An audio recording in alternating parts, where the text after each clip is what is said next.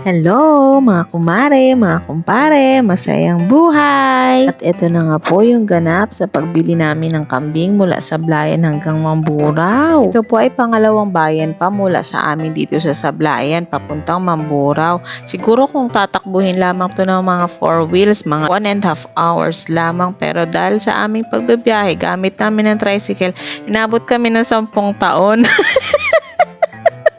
Pero super enjoy talaga ang aming biyahe. At plano na nga rin ito ng aking asawa. Hindi naman kasi kami nakapag-date dito sa Sablayan ng kaming dalawa lang. Hindi baga kami payagan ng aming bunso ay. Kaya nga nakaisip ng paraan ng aking asawa na ano na nga to? Na makaalis-alis baga kami, makatakas-takas man laang para makapag-date-date ng kaming dalawa laang talaga. Kaya nga, ito natuloy na at this is the moment. Nung makita ko nga yung mga tanawin sa labas ay nare-relax na talaga ako at napapawaw talaga ako sa creation ni Lord. Talagang manghang-mangha ako kung gaano kagaling talaga ni God mag-create ng mundo. Dito nga sa parte ng tulay nito ay gustong-gusto ko talagang dumaan dito tuwing mapapadaan kami kasi naman para baga siyang New Zealand ang dating. Pangarap ko kasi talaga makarating sa New Zealand. Na in love talaga ako sa bansang yun. Kaya pag may mga video ako napapanood about New Zealand, parang gustong-gusto ko na pumunta. Pero dahil malayo naman, dito na lang tayo sa ating sariling bayan. Yun nga lang, ibang klima. Sa biyahe pa nga lang, enjoy na talaga ako. Paano, tawa ako ng tawa sa aking asawa. Iba talaga ang pakiramdam kapag ang kasama mo ay yung mahal mo. Tama ba? Kinikilig pa rin kasi ako tuwing kasama ko ang asawa ko. Mahalaga kasi yun sa isang relasyon. Yung may kilig-kilig, asim-asim pa rin baga sa asawa mo.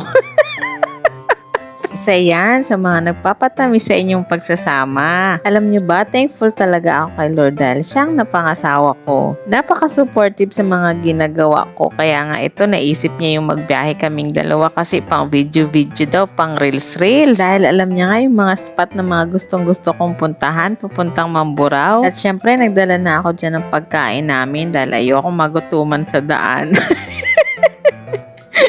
At napagod na nga ako dyan kakatawa, kaya ganyan ang aking pagmumukha. Todo pasalamat ko nga dyan sa aking asawa kasi alam niya yung mga gustong-gusto kong gawin. Ang mamasyal din naman kahit paminsan-minsan ng kamilang dalawa. Kasi importante talaga sa inyong relasyon, basta... sa relasyon ng mag-asawa, yung may oras kayo para sa isa't isa ng kayong dalawa lang. At ayan, napadaan na nga kami ulit sa panibagong tulay. Ang ganda talaga ng paligid dito. Ang sarap talaga mag-stay. Kaya kahit ilang minuto ay muna kami, ang tawag dito. Ayan, nagpicture-picture. Nagpicture-picture at nag-video-video kasi nga yun talaga din ang purpose namin sa aming pagbabiyahe. Feeling maganda naman ang inyong kumare. At heto pa nga yung isang spot na gustong-gusto ko talagang puntahan. Relax na relax kasi ako sa mga paligid na puro mga green bagay, yung mga matanim, maraming halaman, maraming mga pananim na palay-palay, ganyan. Basta yung mga maaliwalas na lugar. Nakakatulong kasi yan sa ating mga mentalidad. Mentalidad? Ano ba kayo? At heto rin, yung paborito ko ang yung isa ko pang paboritong spot. Para pa rin kasi siyang nasa New Zealand. Lalo na kapag ikaw ang personal na nakapunta dito, ay ang ganda. Kaya thank you Lord talaga sa napakaganda mong lilikha. Alam nyo ba, amazing talaga si Lord mag-create At nai-enjoy natin yung mga creation niya katulad nito, mga yamang lupa, yan. Halos malapit na ang magdilim nung makarating kami sa Mamburao. At napaisip na nga ako, naku, itutuloy pa ba to? Kasi ako magiging taga-sugan nito sa Sablayan ay. Yung mga kambing na bibilhin namin, buntis pa naman. Ibig sabihin nun, marami ako isusuga kapag nagsianakan na sila. At yan na nga, naghalongkat na si kumpare ng mga kakainin namin. Maganda din talaga kasi si Kuya Corps ng mga makakain namin pagdating. At nagsilipin pa nga ito si kumpare ay. Hindi na nga rin kami masyadong nagtagal dyan kasi baka kami abutan ng masyadong madilim sa daan. At dahil hilig ko talaga magkape, baka naman Nescafe. Konting kwentuhan lang ng aking asawa at ng kanyang mga kaibigan at inihanda na namin niya pala ang tricycle para sa sasakyan ng kambing. Tanya't hirap na magpadyak. At dahil nga mabigat kaming dalawa sa motor, hayan, nag-ano na. Naplatan na ang tricycle.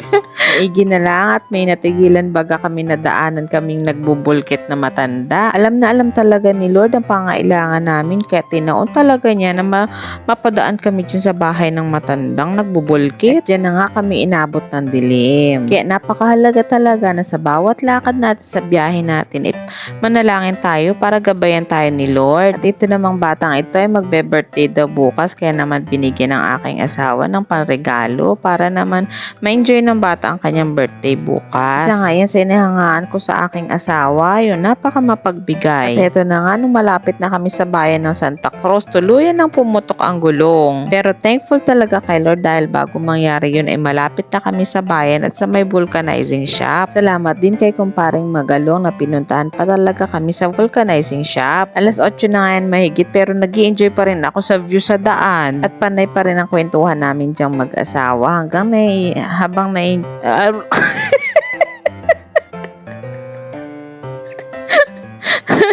At salamat talaga kay Lord may nadaanan pa kaming gasolinahan bago kami maubusan. Talagang napakabuti ni Lord. Sa buong travel namin siya talaga ang nag-ingat at gumabay. At eto na nga kinabukasan ng mga alagang kambing. Dala-dala na namin. At eto na, dito na magsisimula ang ano nang tawag doon, Daddy?